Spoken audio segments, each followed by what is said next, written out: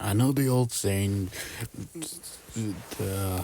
sorry for the wait, yo, miss me, it's your head on Joe Grim Reapsol, Dark 61, yada yada yada. Yeah, I'm just getting really tired of intro, the old intro of how I always start the video. I really had to come up, I've got to come up with a new, I, I got to end up, sorry, I got to end up, I got to figure out a new intro catchphrase. But anyways, yeah, here's what do you know? Yeah, the same as always. Welcome back to a new scary story, which basic, which introducing brass vase. So I guess this pictures is a brass vase. I guess. Well, I guess this is what a brass vase looks like. But anyways, yeah, here all it says is the in the description about a guy who gets a strange letter from his friend asking him to do her a very special favor. It's based on a story written by Dot Pot. Alright,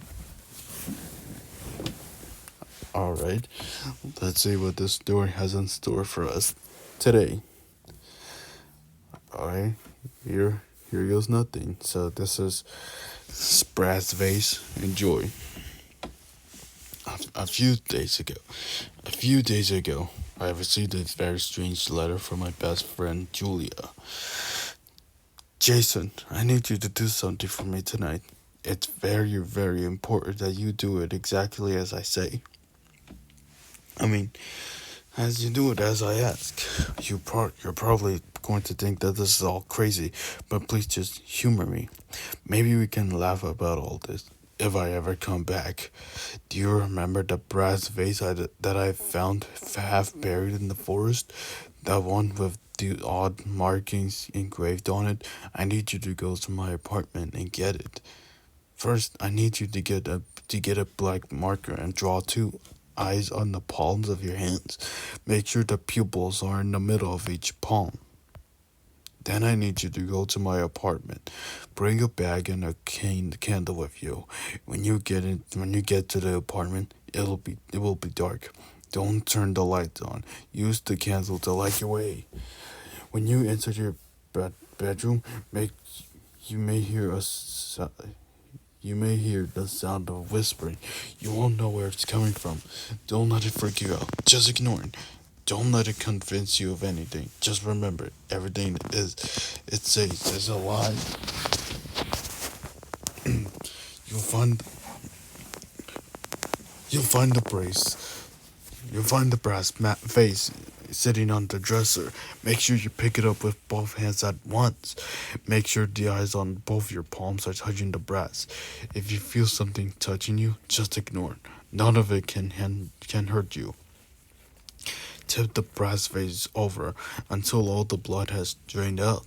Make sure you drain it until there is not even one drop left in it. Whatever you do, don't look inside it. For God's sake, don't put your fingers inside it. Just drop it into the bag and leave. Take it away and get rid of it. But put it somewhere no one will ever find it. I'm sorry I have to ask you to. I'm sorry I had to ask. I'm sorry I have to ask you to do this, Jason, but you're the only person I can trust. If I'd known then what I know now, none of this would ever have happened. If everything goes if everything goes well, I'll see you soon. All my love, Julia. It was signed in her usual flourish. I didn't know quite what to make of it. Was she joking? Was it some sort of prank? I decided to call her and find out. Her phone rang a dozen times, but there was no answer. Then her answering machine kicked in. Julia here. Julia here. The recorded voice said, "Please leave a message." "Hi, Julia," I said after the beep. "I know it's late, but could you give me a call? That letter you sent kind of creeped me out, and I just want to check that you were okay." I heard a faint, muffled, "Help me." I froze and almost dropped my cell phone. "Julia?" I yelled. "Is that you? What's wrong?" "Help me," she said again. She said again. Her voice barely above her voice again above barely above a whisper. The buzzing on the line had grown louder. "Frightened, I'm frightened. I'm frightened, I'm frightened, I'm frightened." The buzzing was drying out her voice completely. "Julia," I yelled, "what happened?" The line went dead, and I stared at my phone, her words echoing in my head. I tried to call her back, but the line was busy. I found a candle and a bag. I grabbed my car keys and left the house. I kept trying to call her all the way down over to her apartment, but there was no answer. I parked outside, and when I got to the door of her apartment, I put the key in the lock and opened it. Inside, it was as dark could be. I reached in and was about to flick the light switch when I remembered the instructions in the letter. "Don't turn on the lights." I took out the candle instead, and after lighting it, I walked into the apartment. The flickering flame cast weird shadows on the walls. "Julia?" I whispered. There was a musty smell in the air. Something felt wrong, and the closer I came to Julia's bedroom, the more wrong it felt. I put my hand on the knob and opened the door. That's when the whispering started. It was faint, and it sounded like many voices, all whispering in unison. I couldn't make out what they were saying. "Lights, turn on the lights, turn on the lights, turn on the lights." It was very dark. "Lights, turn on the lights, turn on the lights, turn on the..." I had to resist the urge to turn on the lights. "Turn on the lights, turn on the lights, turn on the lights, turn on the..." It was very hard to resist. The brass vase was sitting on the dresser, just as Julia said it would be. It had a squat body with a long, thin neck and an opening just large enough for two fingers to fit in. I grabbed it carefully with both hands at once. I felt warm to the touch. All of a sudden, the candle flickered and went out. I was plunged into darkness. It was pitch black. The whispering grew louder and louder.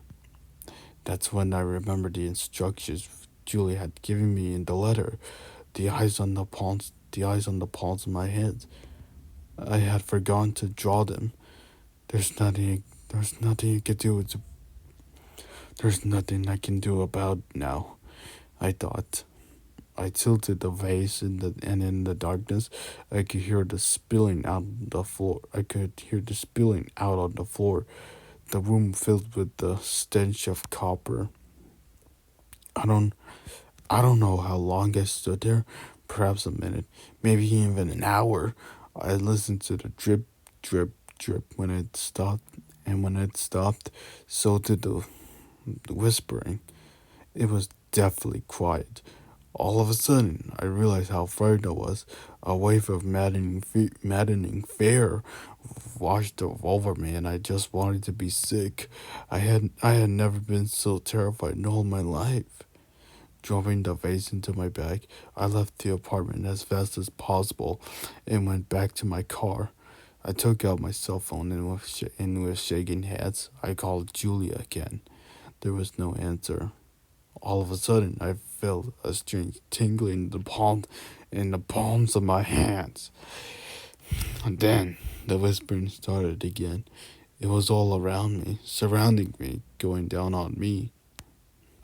I was driving towards the bridge, intent on throwing the brass vase over the side and getting rid of it that way.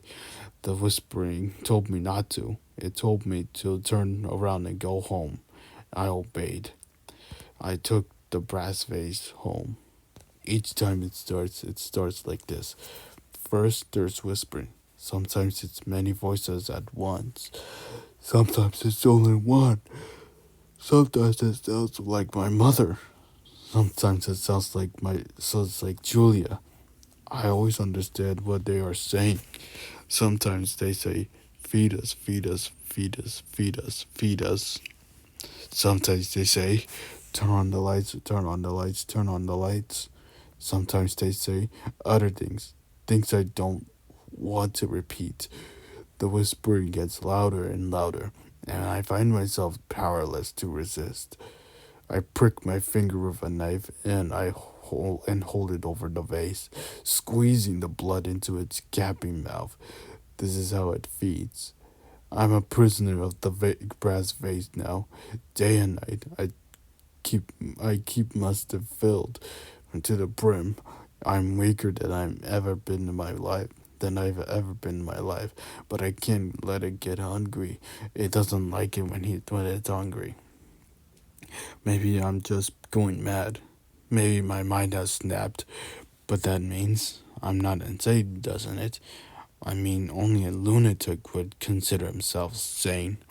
If you were sane enough to question your sanity, then you wouldn't be insane anymore, would you? The whispering has started again.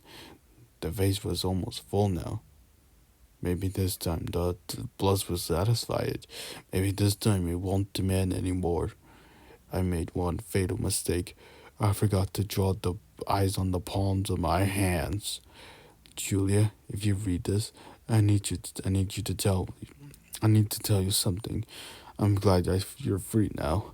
I'm sorry I failed to follow your instructions. If I ever manage to escape, and I'll find you wherever you are, and maybe we can have a big laugh about how crazy all of this is. Oh man, this quickly went dark. Yeah, yeah, this was really a dark, scary story.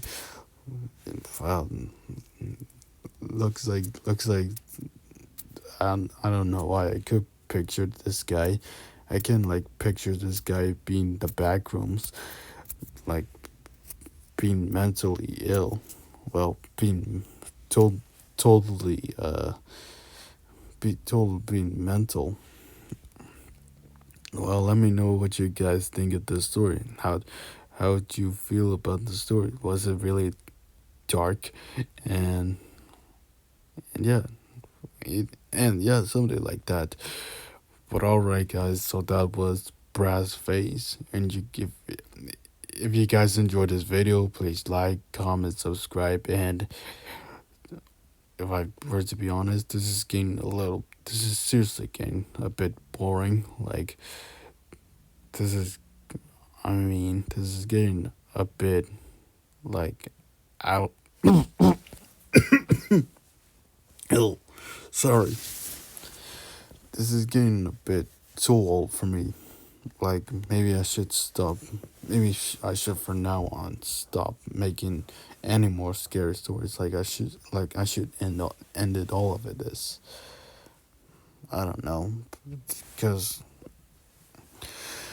if I were to be honest, I'm just like sometimes I would be just too lazy to even record a scary story, whether it's some personal reasons of my own or something.